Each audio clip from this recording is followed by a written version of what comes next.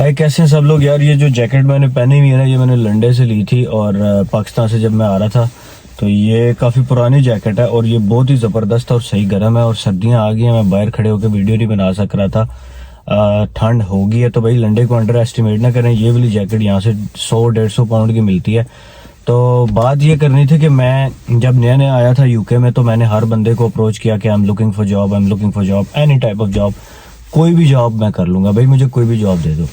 तो मैं हर किसी से पूछता था। ये आप लोगों के लिए भी गाइड है जो लोग यूके में स्टूडेंट वीज़ा या किसी और वीज़ा पे आते हैं। तो आपने कोई बंदा ऐसा नहीं है जो छोड़ना है, जो आपने हर किसी से गप लगानी है। यानी कि आपने झिझक नहीं करनी कि यार मैं इससे नहीं पूछता। मैं टैक्सी वाले को एक दफ़ा मैंने कहा था, मैं टैक्सी पे बैठा था, तो टैक्सी ड्राइवर जो था वो देसी निकला। उसको मैंने गपशप में कहा, यार I am looking for job, if you have any job please give me your number.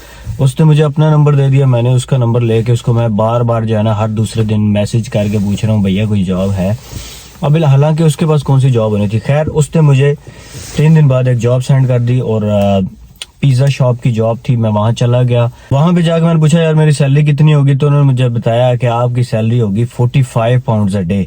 अच्छा, वहाँ मज़े की बात ये हुई कि वहाँ एक लड़का था। लड़का तो नहीं था, वो अंकल थे। वो काफ़ी अरसे से वहाँ पे जॉब कर रहे थे। तो मेरी आदत है कि मैं गपशप लगाना शुरू कर देता हूँ। मैंने वहां से शुरू किया, हाँ भाई तेरी कितनी सैलरी है, हाँ भाई तेरी। मैं ऑब्जर्व कर रहा था कि मुझे अगर ये 40 दे रहे हैं तो उन्होंने कहा कि इंक्रीज भी करेंगे। तो कैसे इंक्रीज होगी, क्या सीन होगा, क्या किस तरह से होता है। तो मैंने उससे पूछा, तुम कितने अरसे से काम कर रहे हो। एक ने कहा मुझे साल हो गया, एक ने कहा मुझे 2 साल हो गया। एक अंकल वहां मुझे मिल गए, उन्होंने कहा जी मुझे हो गया 9 साल। तो मैंने कहा तुम्हारी कितनी सैलरी है। उसने कहा मुझे 90 पाउंड्स देते हैं ये डे के, यानी मैं सबसे सीनियर हूँ और मुझे सबसे ज्यादा यहाँ पे पे मिलती है। तो आई वाज लाइक के यार 90 पाउंड्स अ डे अगर आपको 9 साल बाद भी मिल रही है ना, तो ये लेस है। मैं ये सोच रहा था कि ये 90 पाउंड्स अ डे बहुत कम है।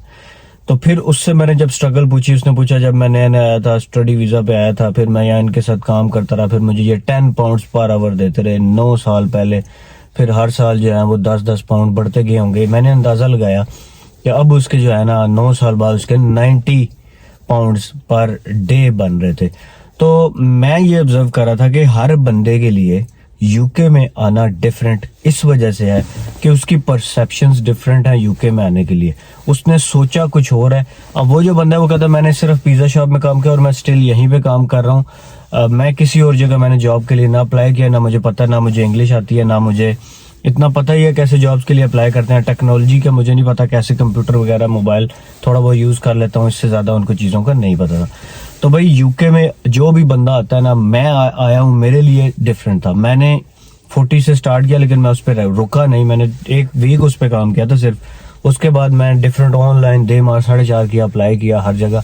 ऑनलाइन मुझे जॉब्स मिल गई। मैकडोनल्ड में चला गया। वो मुझे जनाब, अगर मैं उनके पास 12 आवर्स की शिफ्ट करता था, लेकिन वो 10 आवर्स की होती थी, 10 आवर्स की शिफ्ट का भी वो मुझे 100 दे रहे थे। यानी एक बंदा जो 9 साल पहले से इधर काम कर रहा है वो 90 ले रहा है, और मैं जो कि नया बंदा आया हूँ एक दिन का 100 ले रहा हूँ। टैक्स कटने के बाद 90 आ जाएंगे, हालांकि स्टूडेंट का टैक्स नहीं होता। तो कहने का मकसद ये है कि उसकी ग्रोथ नहीं हुई। अच्छा, मैं वहां भी नहीं रुका। मैं वहां से मैंने फिर मजीद अप्लाई किया। मुझे समझ लग गई थी कि भाई जॉब्स तो मिल जाती हैं, लेकिन आपको पता होना चाहिए। अब मेरे अंदर था कि भाई मैं टेक्नोलॉजी अवेयर हूँ, मुझे पता है लैपटॉप कंप्यूटर किस तरह यूज करते हैं। मैं चीज़ों को सीख लेता हूँ, जिसका मुझे नहीं पता मैं सीख लेता हूँ। इंग्लिश मुझे आती थी, थोड़ी बहुत आती थी, लेकिन यह है कि यहाँ पे आके इंग्लिश थी डिफरेंट। इनका एक्सेंट ही इस तरह का था कि समझ नहीं आता था।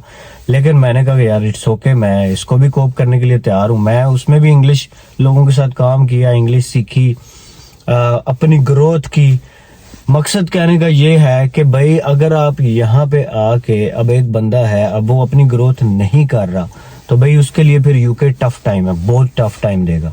लेकिन अगर आप स्ट्रगल करते जा रहे हैं, आप स्ट्रगल कर रहे हैं, लेकिन स्ट्रगल राइट वे में कर रहे हैं। अब स्ट्रगल उस बंदे ने तो की है जिसने 9 साल काम किया, वो अभी तक स्ट्रगल ही कर रहा है बेचारा। 9 साल उधर काम करता रहा है, स्टिल वो हार्ड वर्क करता है वहां पे।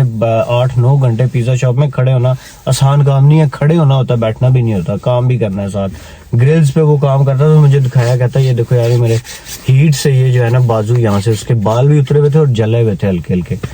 तो आई वॉज लाइक कि UK is different for him, it's different for me. अब कुछ अरसे बाद मैं ये चीज ऑब्जर्व कर रहा हूँ कि मैं उससे आगे निकल गया। अब मेरी जो अभी अर्निंग है वो 100 प्लस है। ठीक है। अब आफ्टर टैक्स कटने के बाद भी मेरी 100+ आ डे। लेकिन कुछ लोग ऐसे भी हैं स्टिल, जो इधर एक और लड़का है वो भी पिज़्ज़ा शॉप में काम कर रहा है, वो इंडिया से आया है, तो बहुत अरसा हो गया वो वहीं पे काम कर रहा है। मैं शुरू में उनसे पिज़्ज़ा लेता था, फिर उससे मेरी गपशप हुई, उससे पूछा, उसने भी कहा जी मुझे भी यहाँ 6-7 साल हो गए। तो मैंने उससे सैलरी नहीं पूछी, लेकिन मुझे पता है कि वो इतनी 40, 50, 60 नहीं तो 80 देते होंगे। अच्छा, मैं एक दिन यहाँ पे हमारे एक जो है ना लैंडलॉर्ड है, मैं उनके घर चला गया, वहाँ मुझे एक बंदा मिल गया। तो उसने मुझे कहा कि यार क्या करते हो, मैंने उसको बताया उस टाइम मेरी इतनी थी, मैंने कहा यार 60-70 बना लेता हूँ, लेकिन मैं 100 बनाने का सोच रहा हूँ। तो उसने मुझे कहा कि यार तुम सोच रहे हो अ डे 100, लेकिन तुम्हें ये नहीं पता होगा कि लोग अ डे 300 भी बनाते हैं। मैंने कहा यार एम फक्के मार रहा है, कौन 300 किधर से बनता है यार, नहीं बनता, एम मार रहा है। तो खैर मैंने लेकिन मेरे माइंड में ना ये चीज जरूर आती थी कि यार इससे मैं पूछूं तो सही कि कैसे बनता है। मैंने उससे पूछा यार कैसे बनता है बताओ तो सही, कम से कम आज नहीं तो कल मैं उस वे में चलूंगा तो सही, मुझे कुछ ना कुछ आइडिया तो हो जाएगा, मुझे बताओ तो सही 300 दिन कैसे बनता है। तो भाई उसके पास थी वैन जो होती है ना, बड़ी वैन जो सामान इधर से उधर लेके जाती है। तो उसने कहा अगर आप ये वैन सीख लेते हैं तो आप 200-300 डे बना लेते हैं। तो मैंने फिर उस पर रिसर्च की काफ़ी, फिर उसमें मुझे पता चला कि उसमें काफ़ी लाइसेंसिंग करनी पड़ती है, उसमें 3-4 साल का आपका जो है ना पुराना यूके लाइसेंस भी होना चाहिए, मतलब उसमें काफ़ी चीज़ें थी। तो उसके बाद उसने मुझे कहा कि सिर्फ यही नहीं है, और भी बहुत सारे काम है। तो मैं जिस बंदे से मिलता था पूछता था, हर बंदे की स्टोरी यहाँ पे डिफरेंट है। अब आपकी स्टोरी क्या है ये आपने डिसाइड करना है। मेहनत करनी तो है ही है, सारा बंदा यही कह रहा है कि मैं इधर मेहनत करने आ रहा हूँ, मुझे भी पता है, मैं भी मेहनत करने आया था, लेकिन मेहनत गधे की तरह करेंगे ना तो फिर वही है कि 10 साल बाद भी आप उसी जगह खड़े होंगे। लेकिन आप अगर पता है कि आप राइट वे में मेहनत कर रहे हैं, आपको पता है आपकी डिग्री कौन सी है, अगर आपकी डिग्री ऐसी है कि जिस डिग्री में आगे उस तरफ को स्कोप ज्यादा हो सकता है, तो आप अपनी डिग्री को परसू करें, फॉलो करें, अच्छे मार्क्स लें। लेकिन ऐसे भी लोग हैं जिनको डिग्री यहाँ पे अच्छी सिलेक्ट की हुई है उन्होंने, लेकिन उनके मार्क्स नहीं है तो फिर उनको जॉब्स नहीं मिल रही, फिर वो कहते हैं भाई यूके ना आना, इतने कुछ भी नहीं आया। तो भाई डिपेंड करता है, हर बंदे का अपना एक्सपीरियंस है, हर बंदे को यूके डिफरेंट ट्रीट करता है। ऐसा नहीं हो सकता कि जो मेरी अर्निंग है वो सबकी अर्निंग हो सकता है कि मुझसे ज्यादा भी बहुत अच्छी अर्निंग कर रहे होंगे, लेकिन ऐसा भी है मुझसे बहुत कम लो अर्निंग भी कर रहे हैं। लक की भी थोड़ी बहुत बात है, लेकिन मैं समझता हूँ मेहनत और मेहनत इन राइट डायरेक्शन में ये मेन इंपॉर्टेंट चीज है। इसकी मिसाल एक और इस तरह से भी ली जा सकती है कि मैं जब यहाँ पे यूके में आया तो मैंने 4 मंथ्स के अंदर मैंने अपनी गाड़ी ले ली और फिर मैंने गाड़ी पे काम करना शुरू किया, डिलीवरीज और इस तरह की चीजें। गाड़ी पे भी ना बहुत सारी ऐसी जॉब्स होती हैं। फिर मुझे अंदाजा हुआ कि यार गाड़ी लेना भी एक ग्रोथ है यहाँ पे, हालांकि पैसे लगते हैं भाई, गाड़ी की इंश्योरेंस हर महीने 180 देता था मैं, लेकिन ग्रोथ है ये भी। अब ऐसे भी लोग हैं मतलब अरसे से रह रहे हैं, लेकिन उनको अगर उनके पास गाड़ी नहीं है या उनको ड्राइव करना नहीं आ रहा, उनकी गाड़ी की तरफ वजह से जो ग्रोथ रुकी हुई है ना वो उनकी रुकी हुई है, वो नहीं उनकी ग्रोथ हो सकती, क्योंकि उनको नहीं पता कि गाड़ी लेके गाड़ी में कौन कौन से ऐसे काम है, कौन कौन सी ऐसी स्पेसिफिक जॉब्स हैं जो वो गाड़ी की वजह से कर सकते हैं। क्योंकि बहुत सारी ऐसी जॉब्स हैं जिनमें रिक्वायरमेंट होती है कि आपके पास यूके ड्राइविंग लाइसेंस भी हो और आपके पास यूके की कार भी हो।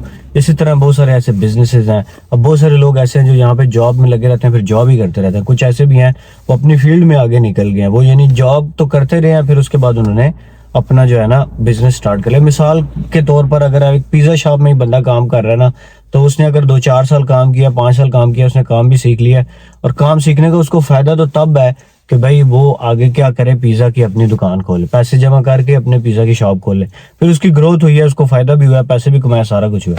लेकिन एक बंदा कह रहा है कि मेरा 9 साल का एक्सपीरियंस और फिर भी मैं 90 पाउंड कमा रहा हूँ, तो भाई फिर उस एक्सपीरियंस का अचार डालना जब आप उसके पैसे नहीं कमा रहे। तो भाई ये है, इस वजह से मैं कहता हूँ कि यूके जो है वो डिफरेंट है हर बंदे के लिए, और यूके आपको वैसे ही ट्रीट करता है जैसे आप परसेप्ट करते हैं, जैसा आप समझते हैं, जैसा आप हासिल करने की कोशिश करते हैं। अगर अपॉर्चुनिटीज की बात करें तो बहुत हैं, लेकिन हजारों लोग हैं जिनके पास यहाँ पे जॉब्स नहीं है, उनको जॉब्स सूटेबल जॉब्स नहीं मिल रही। क्यों? क्योंकि उनको पता नहीं है किस तरह जॉब सर्च करनी है। तो भाई मिलते हैं अगली वीडियो में, बाय।